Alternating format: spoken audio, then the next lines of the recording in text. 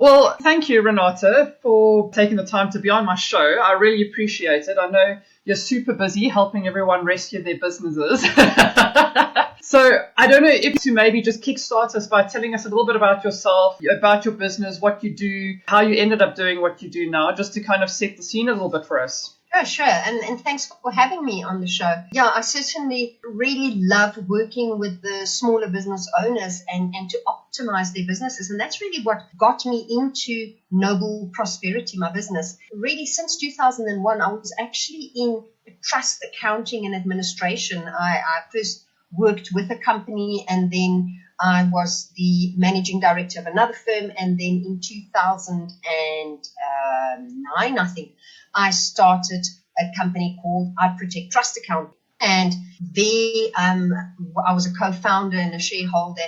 And again, there we ran an accounting firm specializing in trust accounting. And when I started, we started very small. And by the time I sold out my shares, we were the biggest trust accounting firm in South Africa.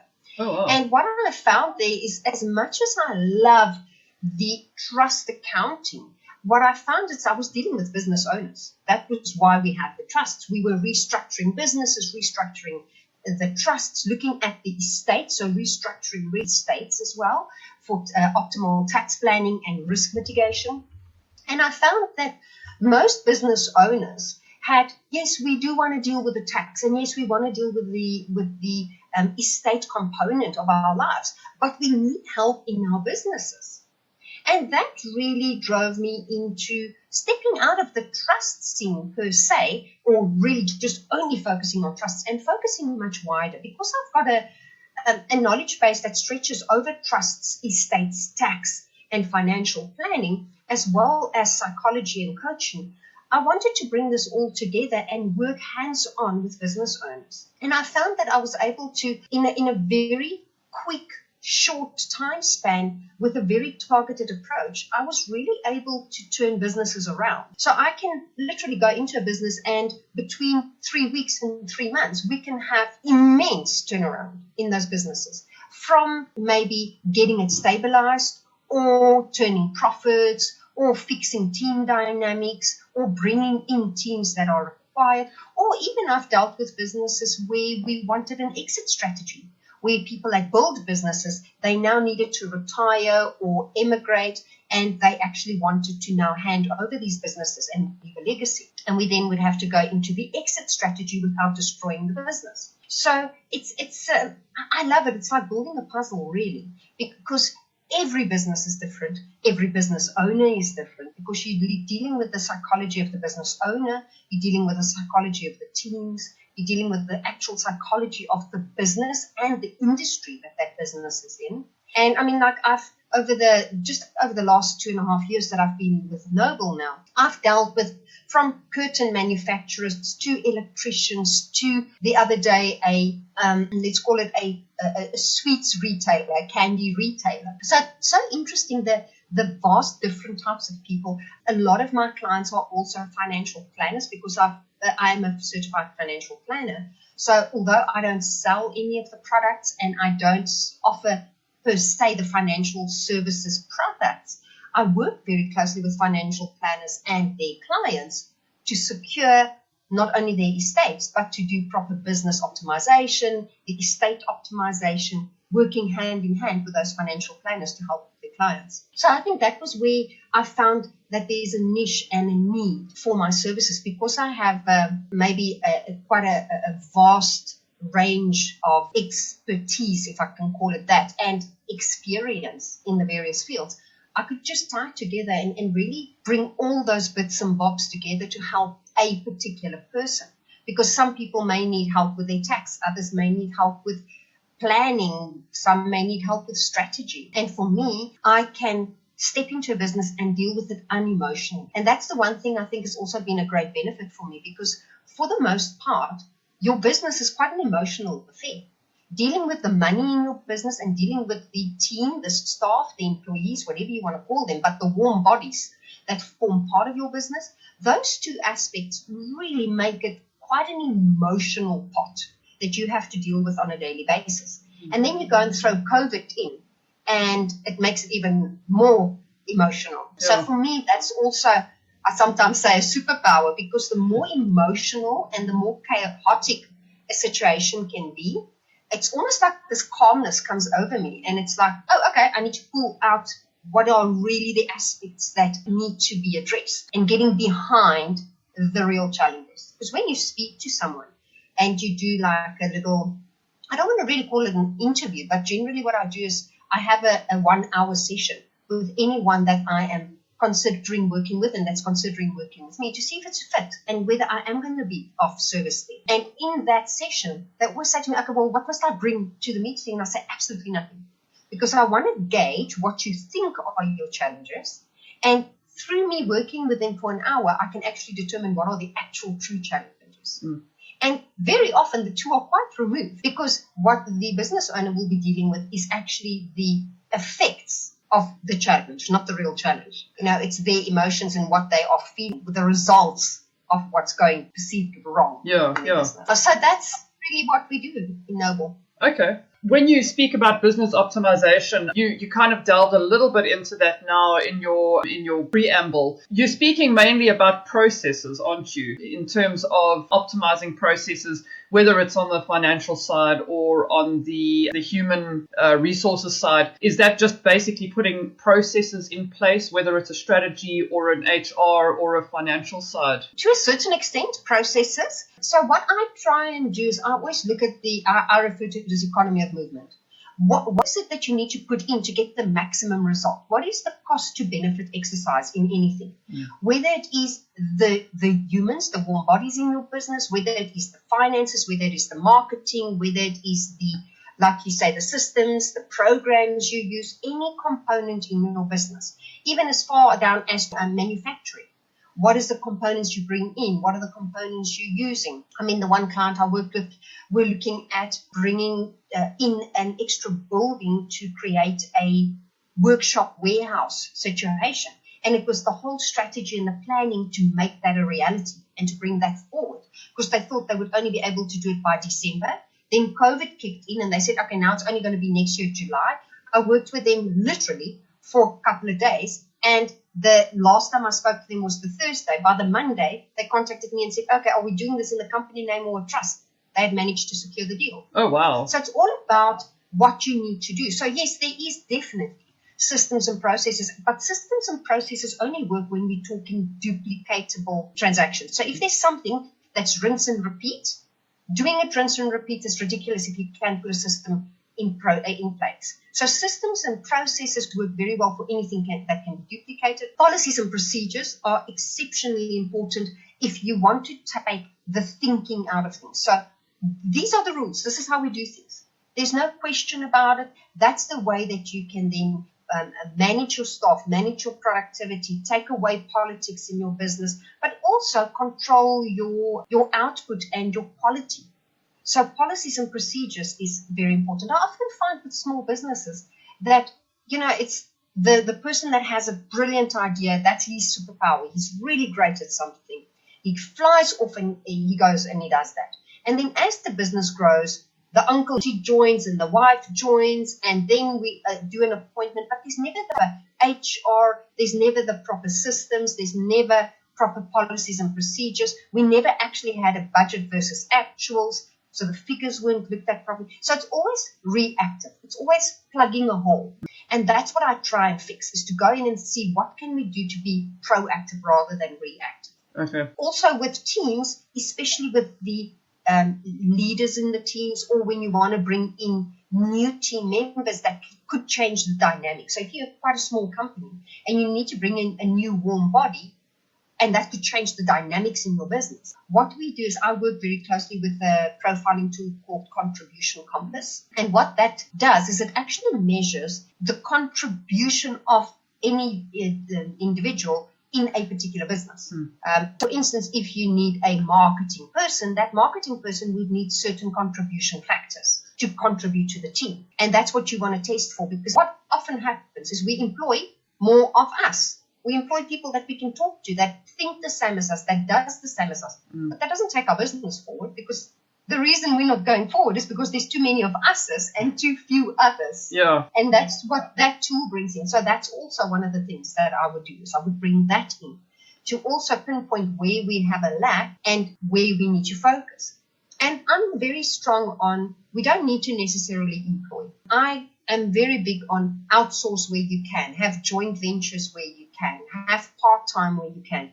Because of our labor laws and our challenges with labor, specifically in this country, and with strikes in this country, people are very wary of employing, which means now they don't, which means the company doesn't go forward. You don't grow because you don't have the warm bodies to work. Yeah. And that's where once people get over that and they realize, but I don't need to have a payroll person. I just need a warm body that shares my values, that shares my view, that I can have to do certain work. For instance, your marketing, your IT, whatever it is, your bookkeeper. I mean, for years, people have outsourced their bookkeeping, their marketing, their IT. So why not do that? So that's also, to change those mindsets. So I think it's more than just, to get back to your question, I think it's more than just systems. I think it's also working on the mindset. It's understanding all the moving parts, finding which moving parts aren't working optimally and fixing those first. Well, you mentioned mindset, and I want to obviously circle back to that. Straight off the bat, obviously you were chatting about streamlining and optimizing.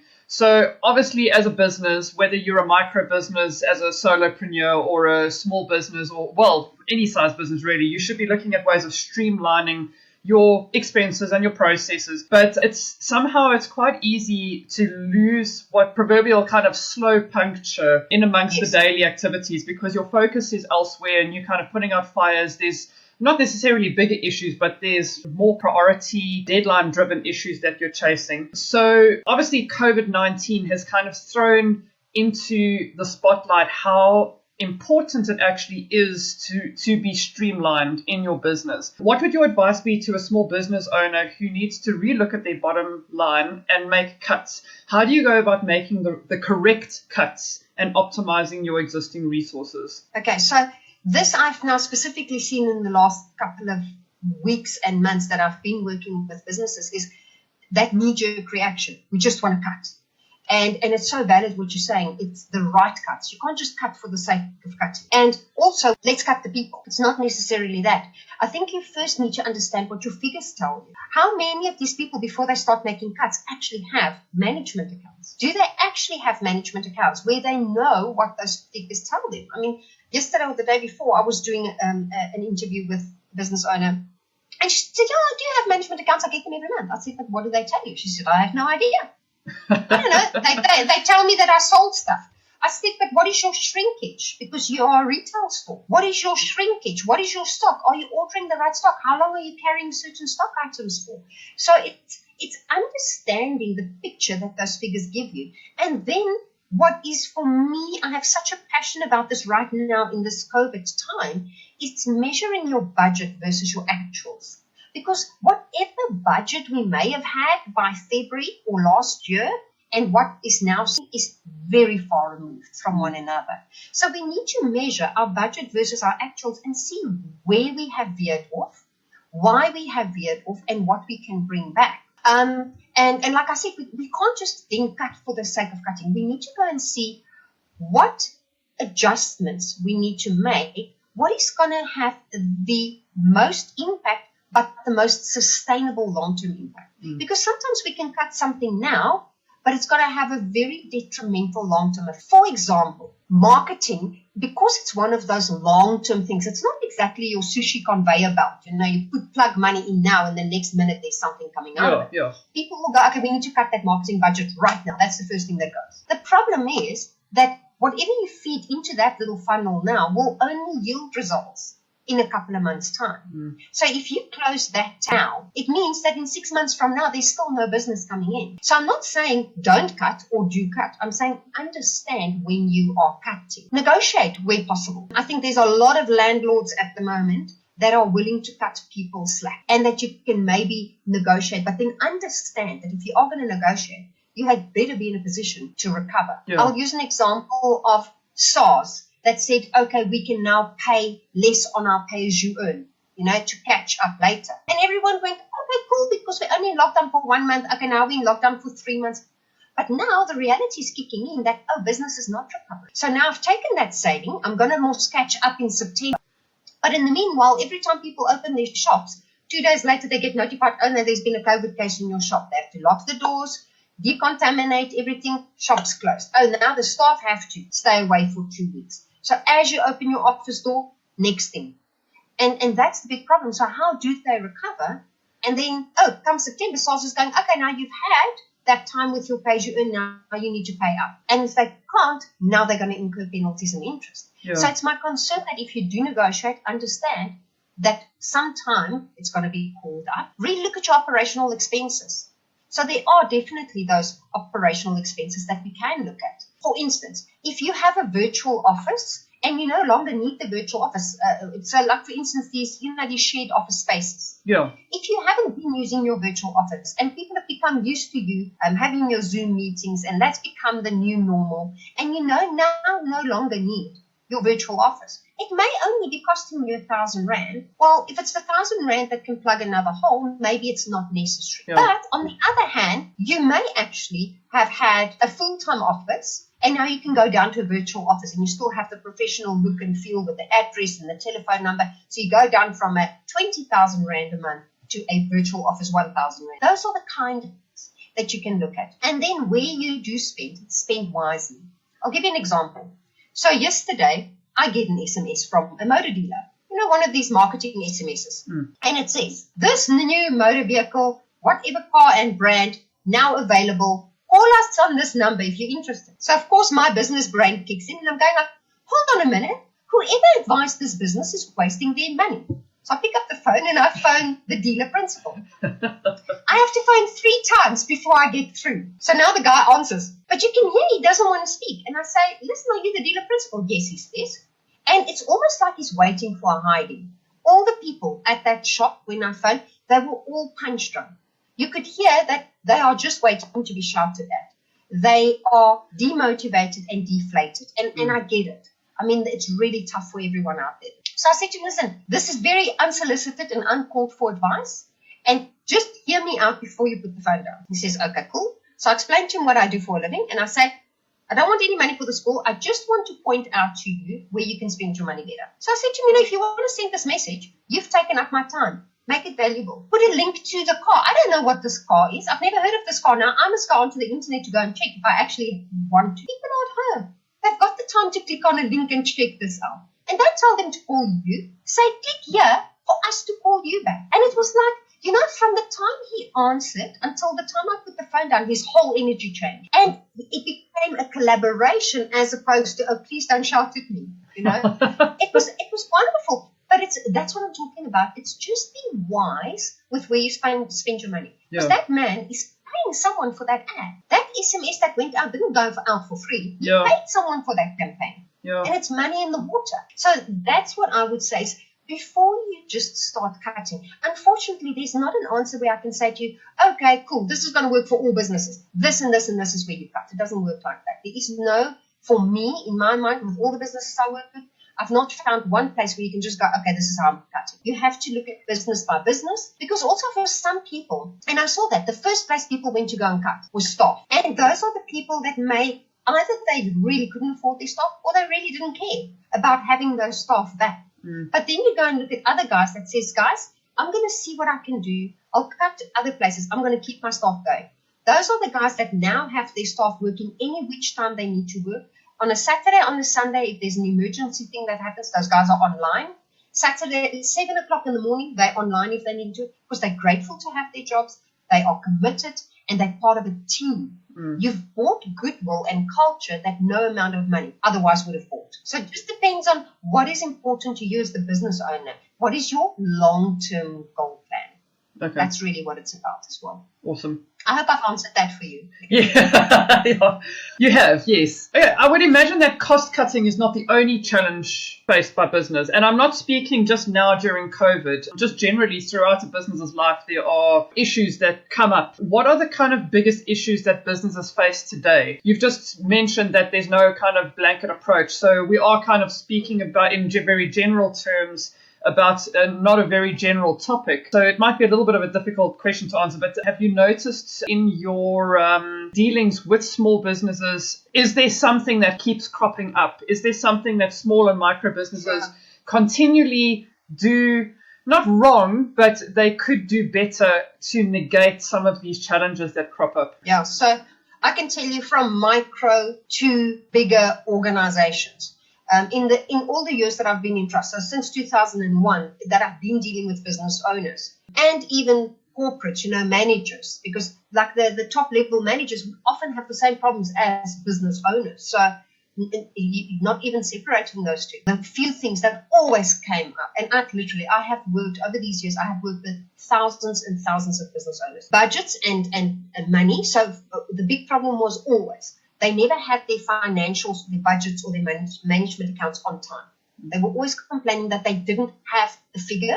And if they did, they didn't know what it was telling them. So what would happen is they would receive these figures, and the bookkeeper, accountant, and not talking bad of them, because also the owner may not have briefed them properly. But so the guy says, you are paying me to give you bookkeeping or accounting.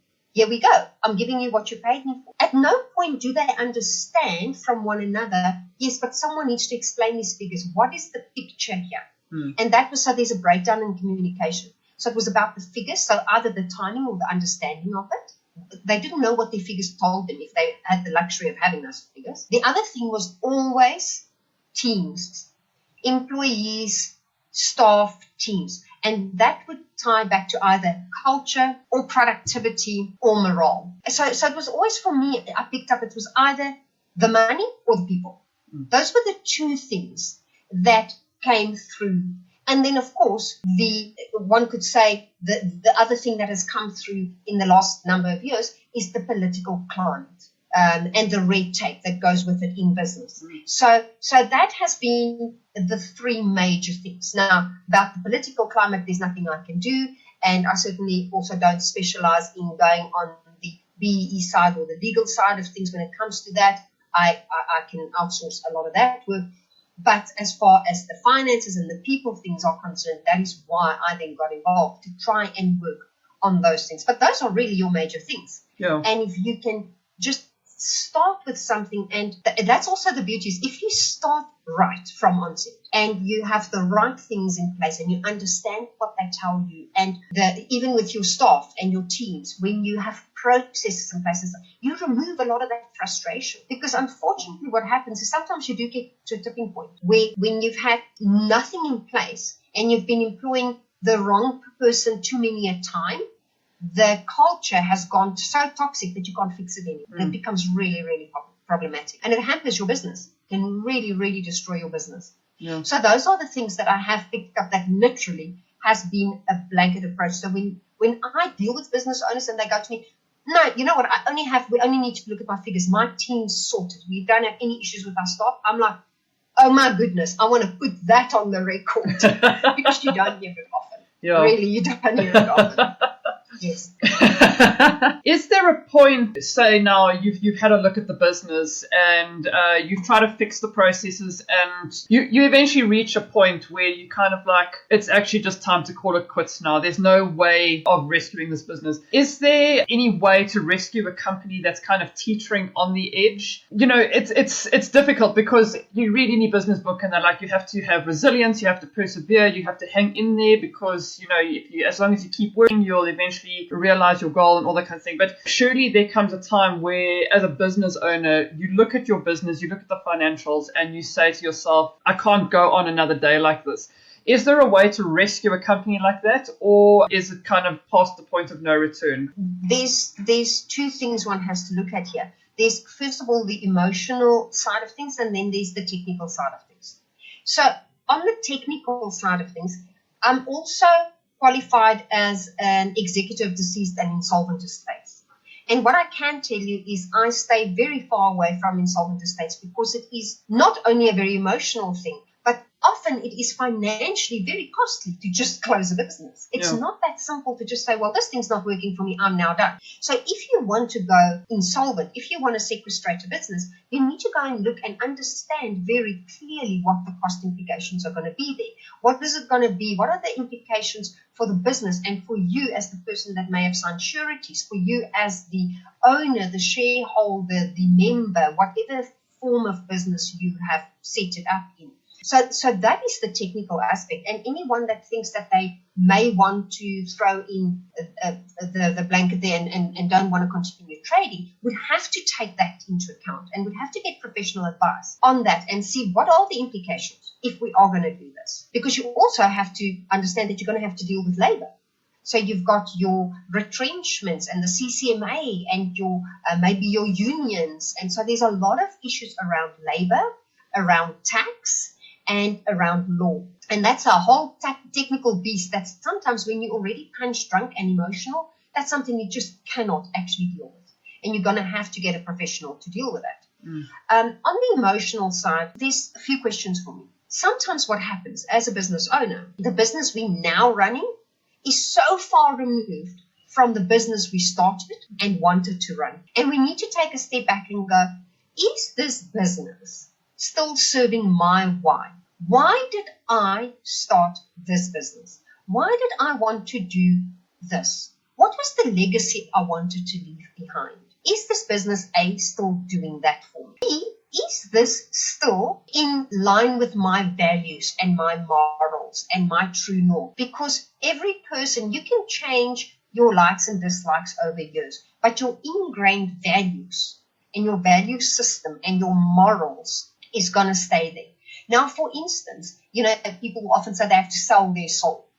If you are in business and every single morning you have to sell your soul, it will eat you alive. And that business is no longer serving your values. You are no longer within your true north, which means you'll be a husk of a person. You'll become miserable, depressed, and it will no longer serve its purpose. That's also when you need to say, well, whether it's financially viable or not viable is irrelevant at that point. It is this serving my values? And that happens, I suppose, when you have a certain level of emotional intelligence. Because for some people, maybe the inner peace is more important than just the money. For other people, the money is the higher value. It depends on what your values are. But when you get to a stage where, on a financial point of view, you can no longer save that business, then you need to look at enrolling the services of a professional that can look at the technical aspects of wrapping that business up. But there are other solutions as well. You could, for instance, sell off components. You could, for instance, bring in partners, so you could sell out a part of your business. Let's say, for instance, you are brilliant at designing new ideas, components, whatever, but you really are not great at business. That's not your forte.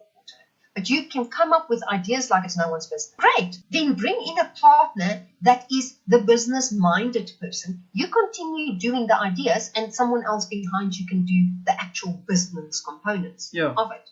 And you could save the business like that. You could get back into flow. You could get back to your true north, and the other person can do what they love because they don't want to come up with clever ideas. They don't want to go out and market and get in front of people. They just want to sit in the dark office like a mushroom and do business. So I think that's what's important, is to understand that we all serve a particular purpose and have a certain contribution in our business, and we need to stay in line with that.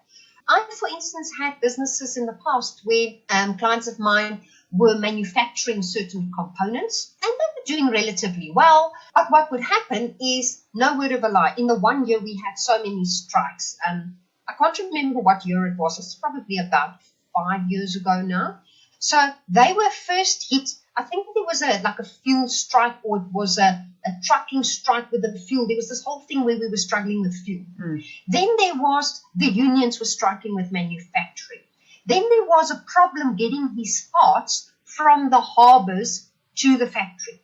So this man was in a permanent situation of unable to get his parts trade manufacture for probably 7 months of that year. And because we were doing his trusts and his estate and everything, he came to me and said, okay, now we need to make a plan. And literally, there was a choice. Either we completely close the business and he's going to have to go and find a new thing to do, or we need to rethink this. And this is what happened. We closed the actual manufacturing here in South Africa, and they went over to, I don't know which country, sourced the parts. They got a manufacturer in that country. The parts were manufactured there, and from there it was then transported to their customers directly. So literally, him and his son were the only two people in the business operating from home, and all they had to do was pull all the various strings for one part to become a big part to land up at the right customer. And what they were doing before is they were bringing in all the parts, manufacturing, blah, blah, blah, blah, and dealing with staff. And unfortunately, yes, so people lost their jobs. Obviously, a factory became dormant, empty. Building was now empty because now he was operating from home. But not only did his business survive, he thrived. He was making a lot more money. He had a lot more free time, and he was going on a lot more holidays. So sometimes it looks like there's just no way out. And because you are caught up in it and you become stable, blind, and punch drunk from just taking so many hits, you need to get out of it. Or you need to deal with someone that can be completely unemotional and look at the actual facts and see what we can do. And then, if it's time to call it a day, what are your options? Because I think that's also the hardest part is sometimes you're holding on so tight because you think you don't have any other options. Well, if I close this business, how am I going to survive? How am I going to put food on the table? If you don't have any energy and you're always operating on adrenaline and you're always in fight mode, how are you going to come up with new ideas and how are you going to find something else to do? Yeah. So does that answer your question? Yes, it does. Thank you.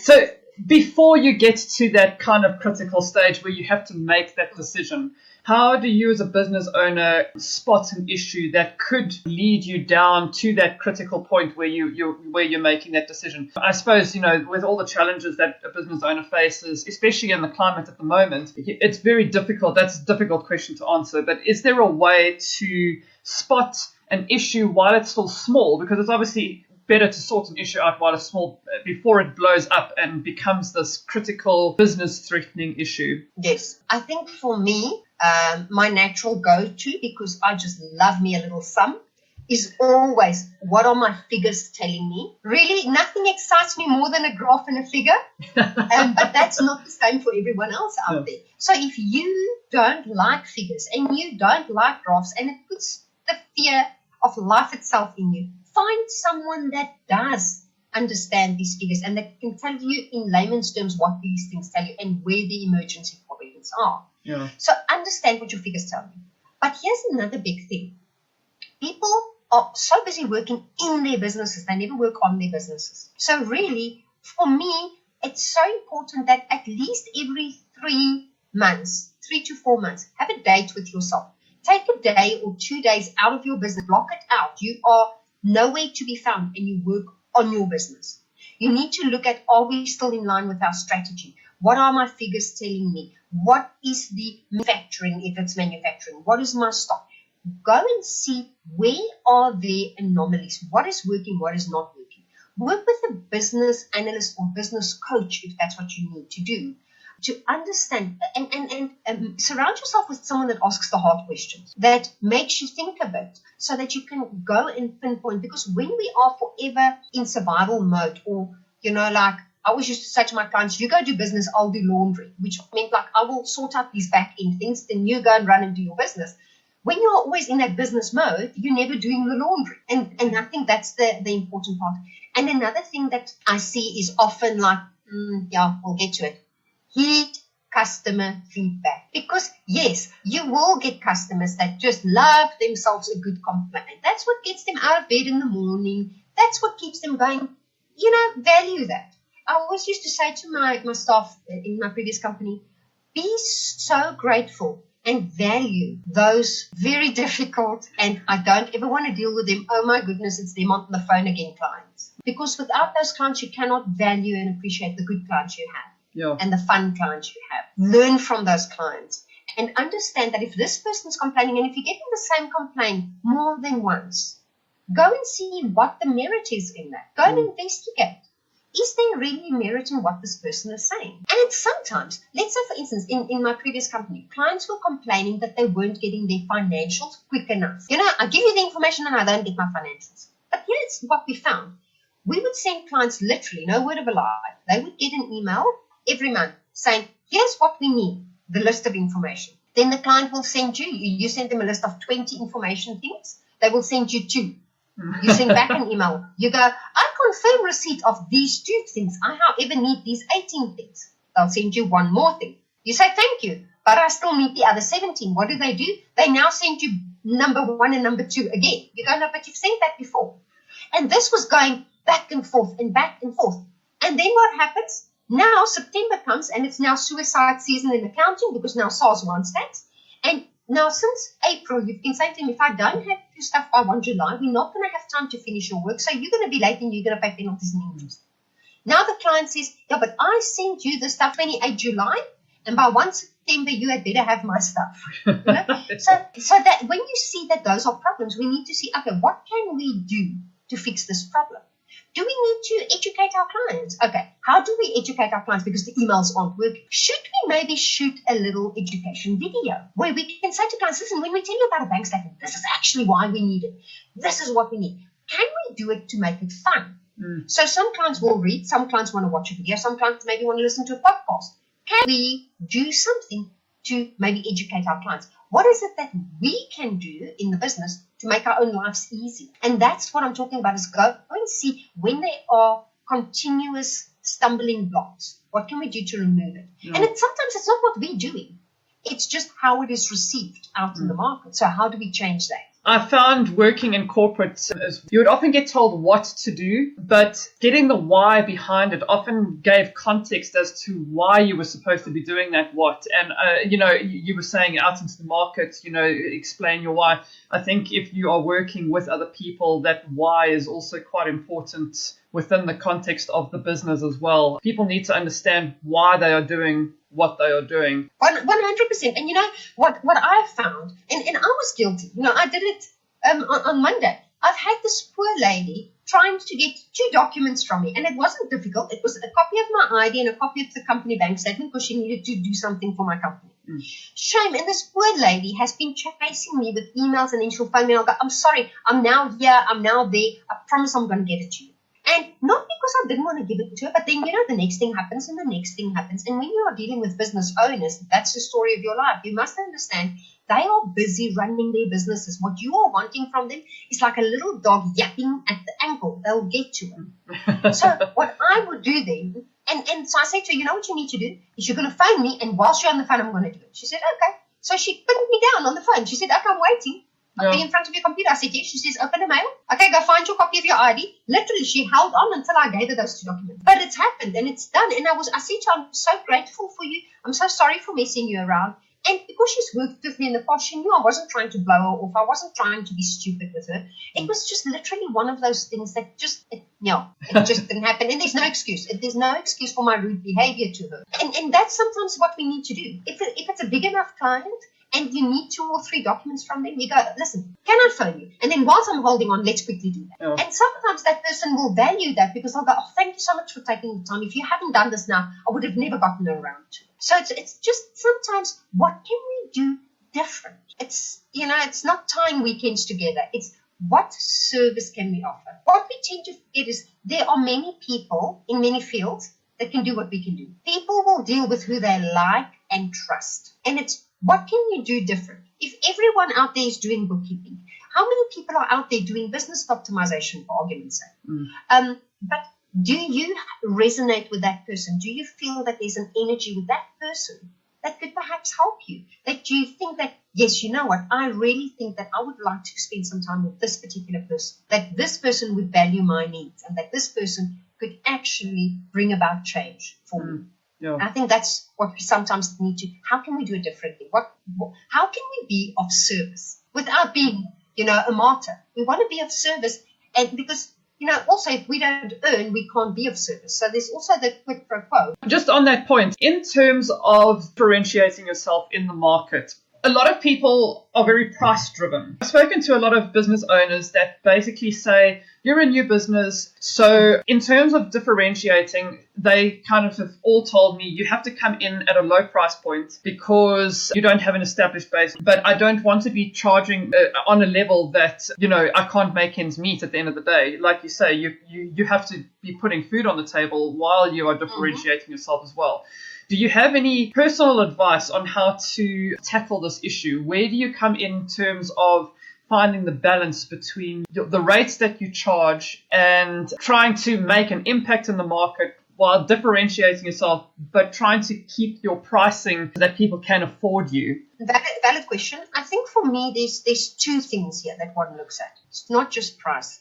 The first thing for me is your ideal client. And you're blah, blah, fish-based. You can do all the diagrams and you can do all the things. When I look at my ideal client, for me, the first thing, and this is what I tell all businesses that I work with, I always say to them, hold on a minute, make a list for me of when you look at the client that you love the absolute most, the person that you will bend over backwards for, the person that you'll do anything for, or the person that you wish you had. This is what would you want in your ideal client. I want a list of the characteristics of what is it that's in that person that you love so much? Why is it that you love dealing with that person? Then I want you to make a list of that person that every time the phone rings, the clouds come over.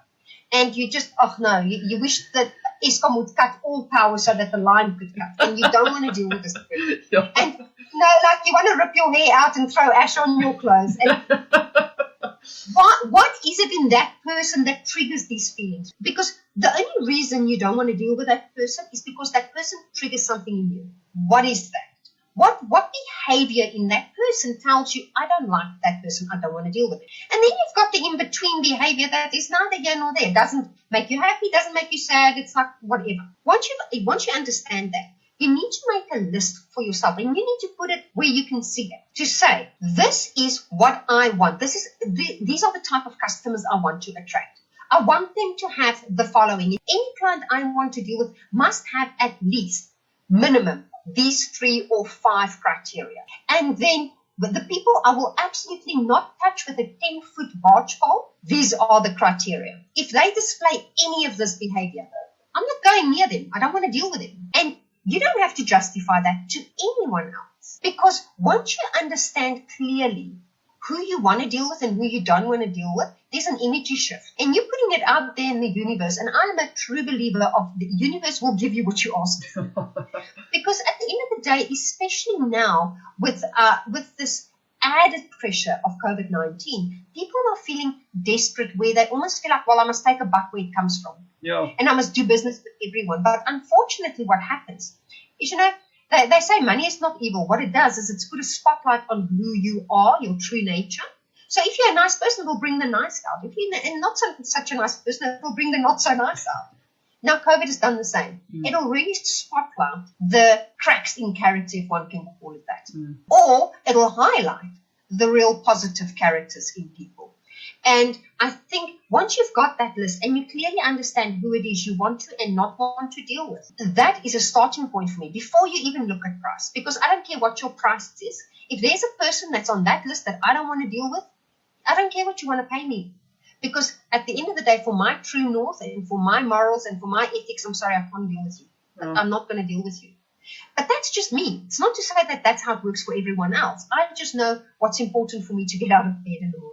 Yeah. So that for me has always been, and I have found when I've done that with my clients and they've sat down and they've made that list, we then start culling where we've got those clients that are that 80-20, those clients that are just taking 80% of your time, 80% of your trouble and giving you even less than 20% of your income. When you start culling some of those clients, it naturally opens space for nicer clients to come in. And it has. I've seen it firsthand how that literally makes a change on a client base. Okay. So that's the first thing I would want to recommend, and that takes no money to do. The other thing is understand what your product is that you are selling. So, yes, if you are, for instance, a macro or a retail store that sells on price, and look at the client that you have, they are buying on price. If you are not a price-driven product, then don't play in that field. So certain people would have to do that. So for instance, if I am selling Panado tablets, and Panados are Panados are Panados, people will either buy it as convenience because it happens to be on the shelf and they're buying other things, or they may be price driven. So that's a convenience factor or a price driven factor. So, it's not about loyalty. It's not about what the tablet's going to do for you. They've established that years ago. I found that when you are trying to sell a service, maybe such as yours, such as mine, when I say to people, well, you know what, I can do this business optimization for you and this is my price. And they say to me, no, well, they can get it cheaper somewhere else. Either it is because they're not my ideal client or they don't understand the value I can add. So my question is your client clear on your value add? Because, for instance, delivering a set of financial statements for your business. A financial statement is a financial statement. They all come from the same same templates, but it's the acumen, the knowledge that goes into it, the understanding that when you do it wrong, what it can cause. It's the tax planning that goes with it. It is the education that comes from that document back to the business owner. So what goes with that set of financials? What is the add-on benefits of that document? What would differentiate you in the market? So for me, I believe that when people just go no on the price, but it's your ideal client and you know that you can make a difference here, then I think the problem is the fact that they're not clear on your service. They're not clear on what is in it for them. Does that make it clear? Yes. So what are they going to walk away with? How is this going to change their life? How is this going to be a benefit to you? When you buy a pen, you know what you're going to get. But when you say, I'm going to do copy for you, what is the benefit that they're going to get from that? And if they can clearly understand that. So, yes, there may be, because you may not be that established in the market, there may be a component of, yes, you might have to go in cheaper. But really, are you attracting the kind of candidates that you want to work with when you do that? And understand that when you go in on a cheaper rate and you then want to build up your prices later, you may now lose ideal clients that you've worked with for a period of time because you just want to push up your prices because they're going to go back. You've done it at this price for so long, why must I now all of a sudden pay more? How's that work? You're not doing any more work for me. You're not doing anything different for me. Why must I now pay you more? So that's a very slippery slope also when you now decrease your prices and now you want to go and increase your prices on grounds of what are you increasing. So that is also something you need to look at. So I do think that it is a matter of the value add and not what you perceive the value to be, but really, what is the value that the other person can see in it? Does that help you? Yes, it does. I don't have a business qualification, and there's so much conflicting information out there as well. You read one business book, it tells you one thing, and you read another one, it tells you something else. You read a blog, it tells you a third thing. So it's nice to speak to people who have actually been through the process and understand the process to kind of find your niche and your own way in how you do things. So yes.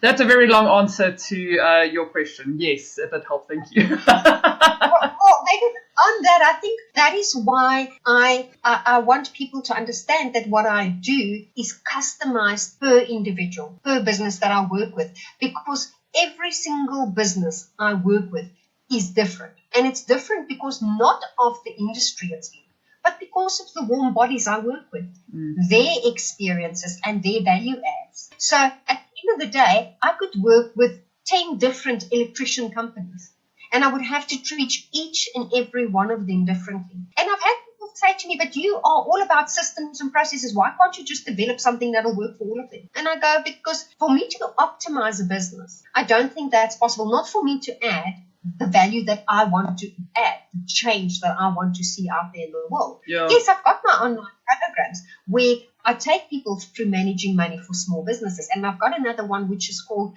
Business Solutions Simplified, which is looking at not only the financial components, but also the HR components and the contracts and everything that you need to run a little bit bigger company, with staff of about 10 and more. But that's the programs. And I've taken people through those programs. And, I'm so grateful for the opportunity I had to take students through those programs because it has changed their lives. But what was the bigger impact was the fact that we could sit one-on-one and I could also guide them and coach them and mentor them. So I think it's a very unique thing. I've had the honor and the privilege of literally writing exams for 18 years non-stop. I'm one of those people that when I don't have work to do, I go and find something to study because that's my happy space. If my nose is in a book, I don't have to talk to people. So I'm very happy. And, like other people have children. So, when you're at a function and people go, oh, I need to go home, the children. Yeah. For me, it was always, oh, no, I've got an assignment to an exam, I have to go. So I can use that excuse, But love to accumulate all this knowledge from all over different sources. And it's very right what you say. You'll read the same topic, but this book and this book will tell you different. Yeah. And I always say to people, when I studied estates and when I studied tax and when I studied business, it's like oil and water. What you study in the books and what's happening in practice, it's like oil and water. Never the two shall meet, eh? Yeah. Whatever they say in an estate book or in a tax book, these shall do that. Doesn't work like that in practice. Don't even try. So if you're not going to do it firsthand, if you're not going to get your hands dirty, I don't think it's going to work. And the most successful business owners I've worked with have been the guys that had absolutely no business qualifications. They were the guys that had a brilliant idea, a superpower with either getting it to market or connecting with people and with surrounding themselves with teams that could make it happen. Those were the most successful people that I have had the privilege of working with and taking their business in their hands. So, I think it's really just that. Now, you've mentioned connecting with people, and I'm going to use that as a segue to come back to what we mentioned right in the beginning of our conversation about mindset. Obviously, part of being a business owner is networking. When you are networking as a business owner, chatting to other business owners and attending events and that kind of thing, often the term business mindset is thrown around. Could you maybe delve into what an actual business mindset is?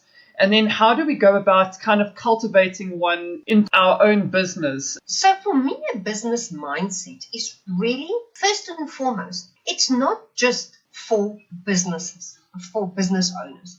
You can have a business mindset working for someone, being an employee, being a team member, or a business owner. And what it does is it actually sets you apart from the other players on the field. It's as simple as that. And for me, it's really things like tenacity, resilience, the ability to change, agility. How quickly can you change course? How willing are you to learn, to educate yourself, and to change when change is required? How willing are you to acknowledge that maybe you don't know the best answer right now? Or can you look in the mirror and go, you know what, I was wrong in this instant. Can we fix it? And that to me is the business mindset. People that are blame shifting is not a business mindset. For me, it's that difference between, my staff would come to me and go, you know what, we have a problem here. And my view is always, come to me if you've messed up. Tell me in advance so we can find a solution. Don't let it bite me in the backside. So we had that policy where if you've broken it, come tell me so we can fix it together. Don't let me find out after the fact. So I think it's that. It's the fact that it doesn't matter. I always used to say to my team, you know what, when the tire is flat, I don't care how it got that way. We need to find a solution to fix it. It doesn't matter who caused the flat tire. We can deal with that later if it's something we need to deal with. But right now, right this instant, let's take ownership, let's take it on the chin, let's fix it and move on. And I think that's often the thing, is that to me is that business mindset, is what do we need to do to get through this right now and move on? So how to cultivate that? I don't want to say you have it or you don't have it, but I do find that if you throw a bunch of people in the room, you are going to get leaders and you are going to get followers. And we can't lead if we don't have followers. We can't run a business if we don't have people willing to do the work with us. It's very difficult. Yes, we can have one-man businesses, but even a one-man business would have to rely on other parties to do certain work, whether it is your outsourcing. Like for me, I sit in my cave all day and do very heavy calculations, love every minute. But man, when my IT goes down, ITOT is on speed dial. Without ITOT, I'm dead in the water. Yeah. So, it's like having the collaborations with people that you need to work with. So whether you're a one-man show or whether you have a team of 100 people, it is how do you lead that team? So the business mindset is more about emotional intelligence for me.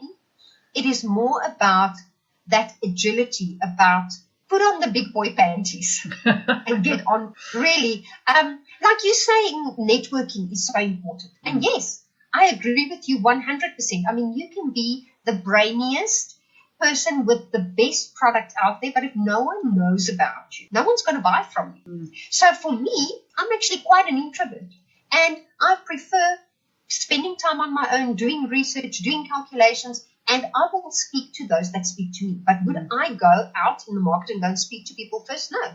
So you would very seldom, if ever, see me at a networking event. I find that if I am going to be at a networking event, people may actually find me quite aloof because I'm not going to approach anyone to speak to them. But if they spoke to me first, I just love speaking to them. So then in that case, isn't it better to get the right people to get me in front of other people? So now again, surrounding yourself with the right people. And that is a business mindset. It is the ability to find solutions.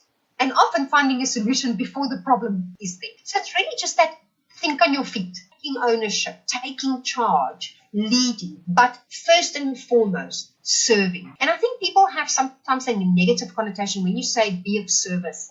People have a negative connotation thinking Mother Teresa, I must just give and never get. It's just charity, charity, charity. That's not what being of service in my mind means. In my mind, it is when you are doing something, it is for the greater good. It is, yes, at the end of the day, if I'm going to be doing business optimization, for sure, I want to have money in my pocket because if my failure, my inability to succeed helps no one. So if I'm not earning money, I can't carry on and I can't make other people succeed.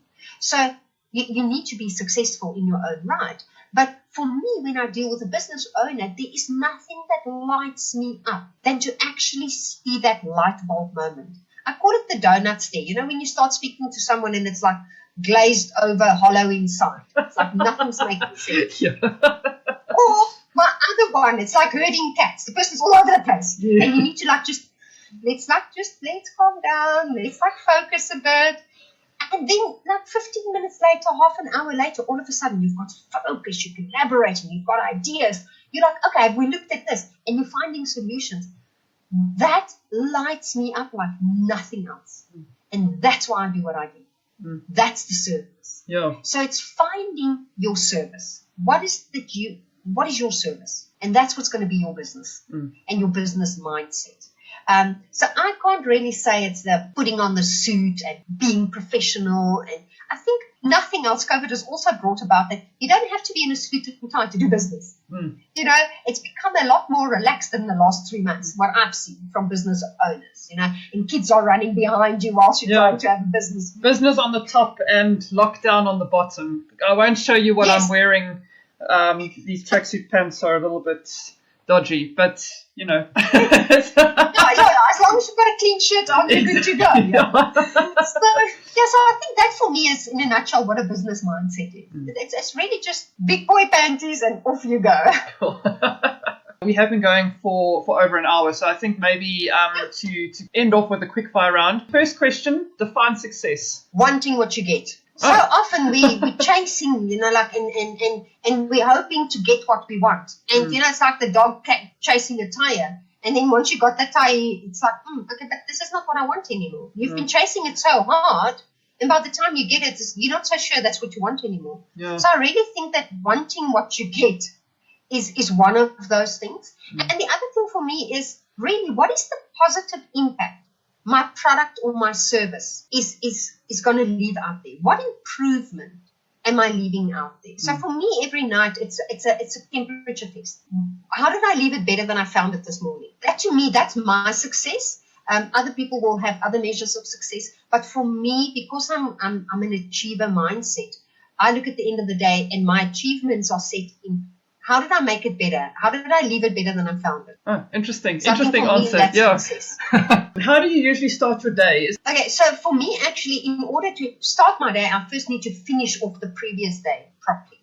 So what I do every afternoon or evening before I leave my office, I make sure that I check my diary. And I used to try and only do the Outlook calendar, but I find I prefer working a paper diary still. I've got a big A4 paper diary, and I write not only my meetings in there, but I've got on the right hand side my little to-do list that I want to get done the next day. And on a Monday, I've got my weekly to-dos and my little tick sheets and my moments, my achievements for the day that's written in there. So for me, I want to finish off the office day, the business day, by just going through my calendar, checking where I am for the week. Am I getting somewhere with what I wanted to set out for the week?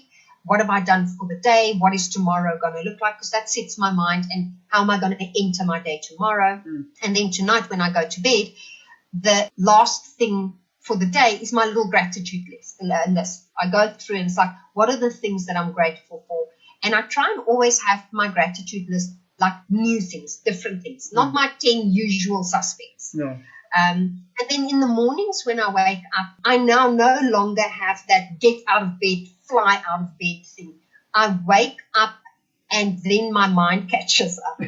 And I basically go through my gratitude list again and try again and not have the usual suspects. I always try and throw in a new thing there and just lie there and think of the blessings that we all have, and that we may have a warm bed to sleep in, and that we have the privilege of a warm jersey or a warm jacket to put on when it's really chilly outside. I think that it's so important to just have some gratitude for what we do have, because, man, if we wanted to really sit and complain about what we don't have, we would be busy for days on end. I then will run through my to-be and to-do list. Because often we, at the end of the day, we're not human doings. We are human beings. And we also need to have a little to-be list. So I think that's important. And then I think for anyone that have any thoughts of dealing with me, nothing before 7 or the first cup of coffee. No, that's a danger zone. Nothing before 7 a.m. I must have my first cup of coffee. Coffee activates the brain. And I don't know about your morning routine, but for years and years, I really tried the 5 a.m. sleep. I have read so many things, like you say, all these business books that go, no, for you to be a success in business, you have to get up at 5 a.m. and you have to run around and you have to do all these exercises and blah, blah, blah, blah. And man, did I try. But my brain only activates at 7. Yeah. So when I try and wake up at 5, man, there's nothing that makes me more miserable quicker than trying to wake up at 5 for a couple of mornings. Yeah. I will now only wake up at 5 if I have to catch an international flight going on holiday. Other than that, it ain't happening. I won't even get up at 5 for a business trip. It ain't happening. Yeah, I think that for me is my morning routine, is then to just run through my day gently and being kind. That's my me time. Between like 7 and 9 is like my me time. My favorite place is inside my head. So I have long conversations with myself and just running through what needs to happen, structuring, organizing. And I think that's maybe another point is we all re-energize differently. Some of us need alone time. Some of us need people time. Some of us need sport. Whatever it is you need to re-energize yourself, and whatever time of the day you need to do that. I think it's important to work that into your routine, whether it is your morning, your afternoon routine, but also be cognizant of the fact that whoever else is in your life, be it your life partner, your children, your business partner, whoever your closest, nearest and dearest are, also understand what is their re-energize program. Because if you've got a person that needs peopling and talking, and the other person needs me time and silence, you need to find a happy medium. Yeah. Otherwise, you'll drive one another nuts. Yeah. And you will actually land up feeling like you're doing something wrong when you can't find a medium. Yeah. So that's really my morning pattern is the silence and the just being in my head and energizing myself. Yeah. And being grateful. It's interesting that you say you can't get up at 5. For many years, my entire working life, when I was working for a boss, I would often be at work by 6 or 6:30. And since I'm working for myself, I just cannot get myself going in the morning. And I don't know if it's like that switch has flipped. Mornings are still my most productive time and my ideas generating time. But holy cow, I can't get up. And quite rightly, I think somebody posted a book, someone I follow on Instagram posted a book, The Golden Hour, and like all about how you're supposed to be getting up at 5. And, it gives you, if you do it consistently, it gives you an entire extra month within the year that you can be working. But I don't know. I just feel like you should be balancing out with your personality, like you quite rightly said, what energizes you. If you're not energized at 5 o'clock in the morning, it's not really going to help you getting up at that time. So, yeah. So that's what I was finding, because although I was waking up at 5, between 5 and 7, I wasn't productive. I couldn't think. I couldn't even read an email. I couldn't do journaling. I tried everything. I tried journaling. I tried reading. I tried studying. I tried, okay, let's answer emails. I was trying all different things to see what could I do in that time. And then I found that what it was doing was leaving me far more exhausted and grumpy and really not happy. I was far less productive. Where I'm more of a, from 11 o'clock till about 7 o'clock at night, man, I can literally sit down in one shop and just concentrate nonstop. I don't have to get up. I don't have to talk. I don't have to move. I can really just sit down and concentrate, and that really works for me. Yeah. Where my husband, literally, at 4:30 every morning, he's like a Jack Russell, bounces out of bed. Then he goes running 8 kilometers, then he's here, then he's there. Like by 7 o'clock, he's already like, are you up? Are you up? Are you up? Because he's up for half the day already. Yeah. But that's it. I don't stand it. At 4:30, the oak's like, bling, and he's wide awake. It's not like me. My alarm must go off. Then I must like first think about being up. I've tried everything, but that's obviously not how my mind works. You can't force yourself into that mold either. So No. You have to just go with your own natural rhythms, I suppose. That's it. Yeah, so what I wanted to say to all of those people that feel that because they are also maybe not part of that 5 a.m. club, that doesn't determine your success. You can still be greatly successful without waking up at 5 a.m. in the morning. It's refreshing to hear someone say that, so thank you. Third question, what do you do when you're not working on your business? So, I think at truth time, until I stepped out of my previous business, the only thing I ever did was work. Because I had such a passion and I really loved work, the work that I do, I should say. Yeah. It's only work when you don't love what you do. So I just loved it so much that it was all I ever did. And I was doing it from the crack of dawn until late at night, and then coming home and doing some more of it. And literally, I got to a stage where I never saw the light outside. I never walked on the lawn during sunlight. So it was really, really rough, I think, on my family, but also on me. I didn't realize it. And then, unfortunately, you get to a stage where you are on burnout and you suffer adrenal fatigue. And I realized that's it. And that was also a contributing factor to why I decided, I sold out and I thought there must be a different life.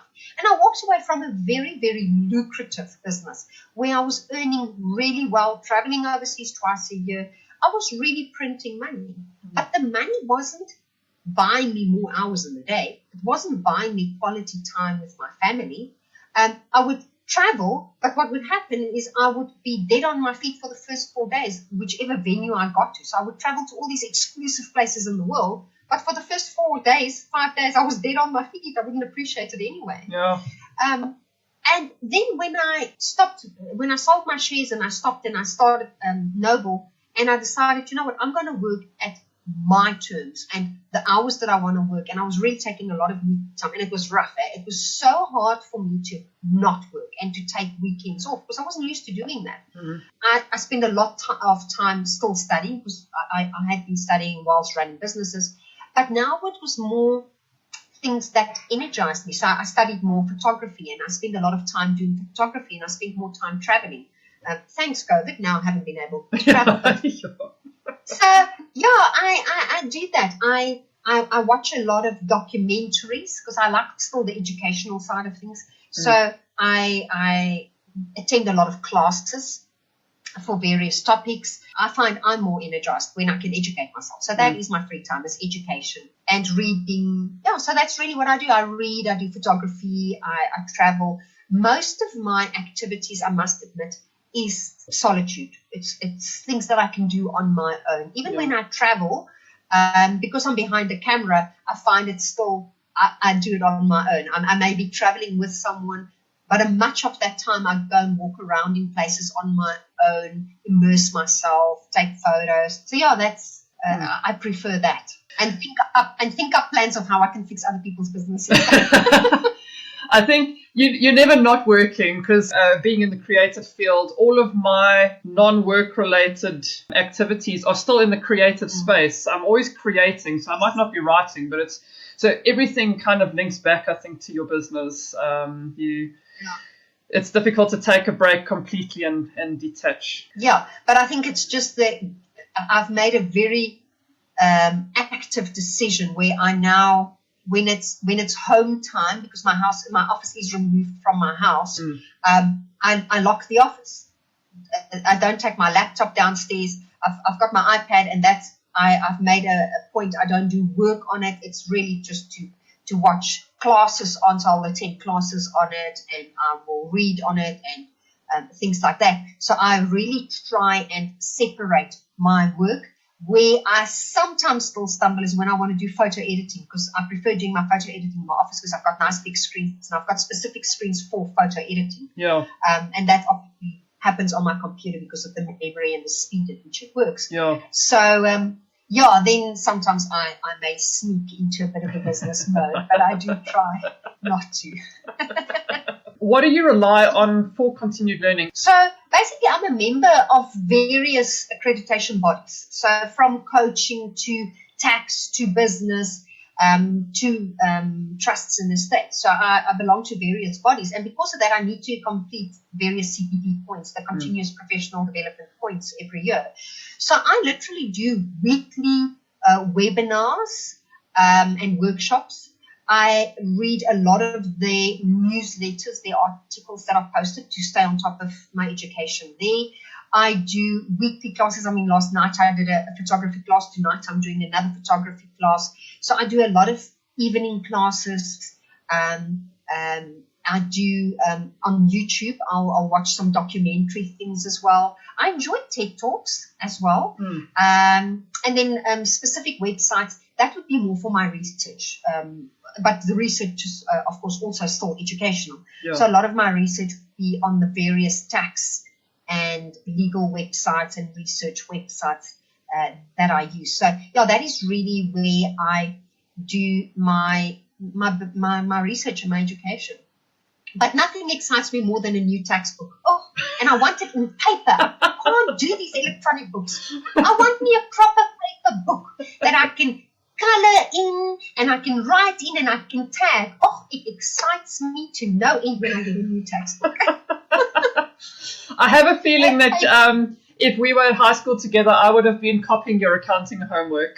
You know, when I had my certified financial planning exams, literally people would come up to me, people I'd never met before, and they'd go, "Are you the lady with the pink books?" And I'd go, "That's me," because I had these black hardcover books, and I covered them with the pink, that DC Fix type stuff that you can cover your shelves and stuff. Yeah. But it happened to be pink, and it looked like sweets or something. And word had gotten out to all the Bloemfontein, we studied through the Bloemfontein varsity, Free State varsity, that apparently the girl with the pink book, she had all the notes. And people used to come to me and they used to take photos with their cell phones of my book. I'm like, okay, cool, because I'd made all the notes. So yes, I was with books for CFP. Final question. If you could give your 20-year-old self one piece of advice, knowing what you know now, what would it be? Oh, geez, don't take it so seriously. Have some fun. My grandmother raised me with this, what will the people say? I was raised like that. And for me, I remember I started working when I was 17. So I finished matric early, and there was no money for me to go to university. So I started working, you will not believe, in the Post Office Training Academy.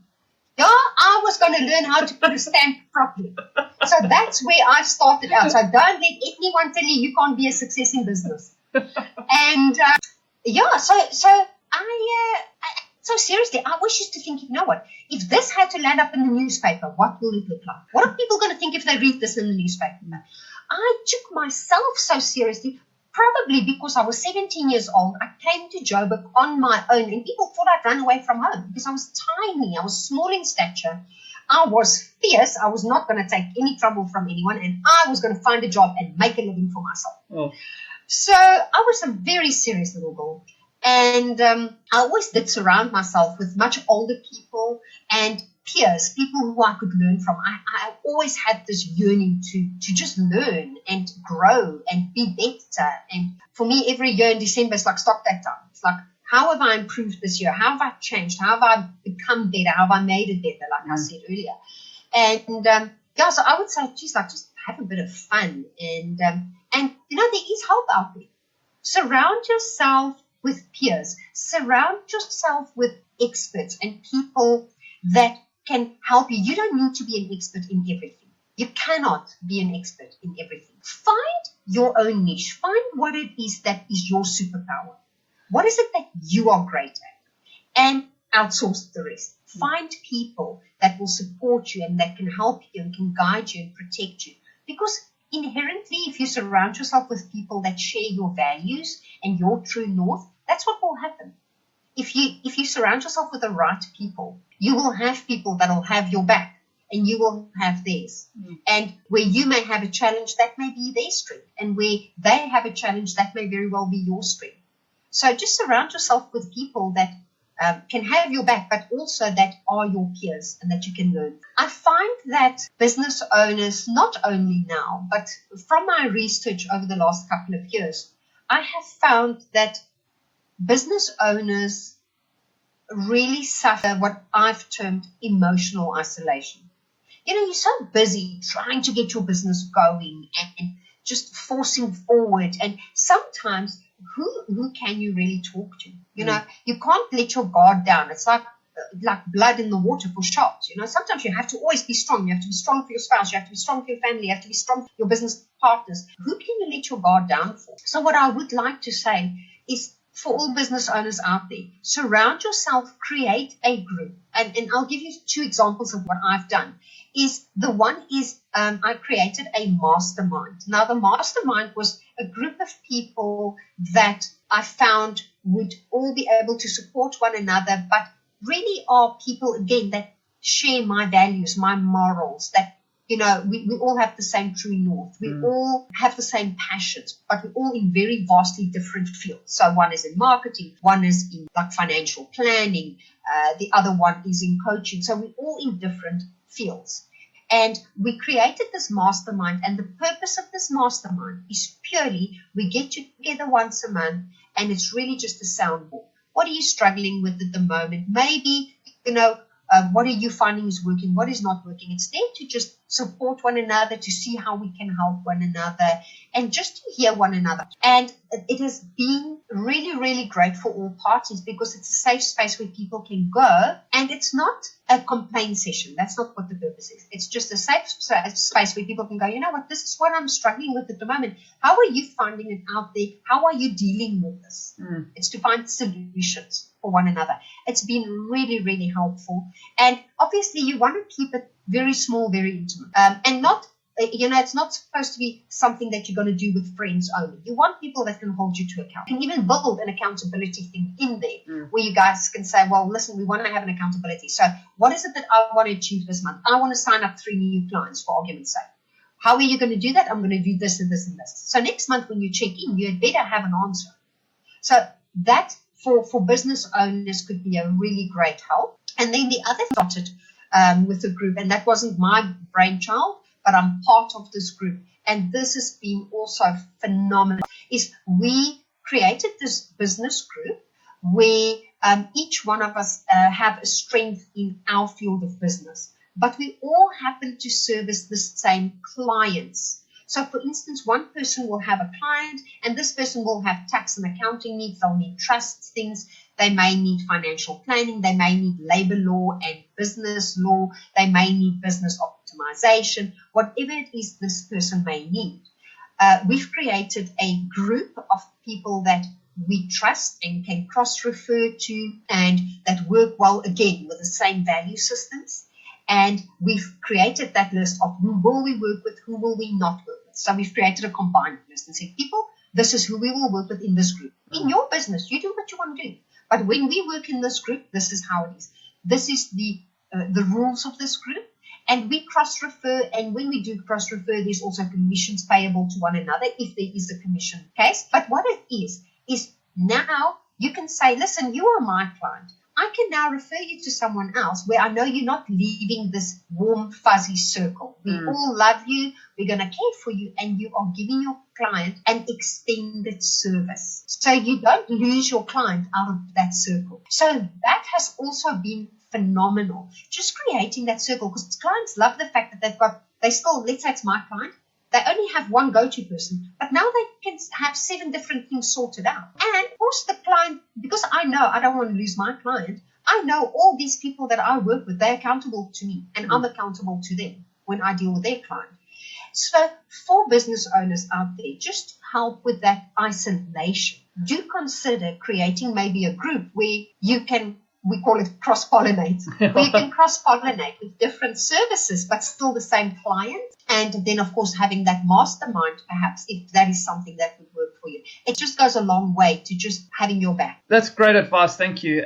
Where can people get hold of you? So I do have a Linktree Noble Prosperity link that you could probably post in your podcast links. Yeah. And they can also email me on info@noblegroup.co.za, or alternatively just connect with me on LinkedIn. The first Friday of August, we want to go live with my podcast. So it's called Business Brainwaves, and it's really just trying to give people little tidbits on business, like what's budgeting all about, what to look out for, and just talking about the different aspects in business. So we did a survey and asked people what are the kind of topics they would like to learn more about. So I'm taking that and I'm just breaking it down and chatting more about that and explaining certain things. So it's really just educational, informational type of things. That's super interesting. I'd love to listen to something like that. Cool. Thank you. Well, thank you, Renate. This has been a great chat. Thank you. I know that you, again, like I say, super busy saving everyone's business, especially now during COVID. So thank you for taking the time to chat to me. It's been very valuable, and I'm sure that people listening are going to find it immensely valuable as well. So thank you so much. You're a superstar, Megan. And I've really, really enjoyed this. Thank you so much. I've really, really enjoyed it. Thanks to the audience as well. I really hope that they can take some pieces of value out of this and that it can make a change for them in their businesses, really. I'm sure that they will. Thank you.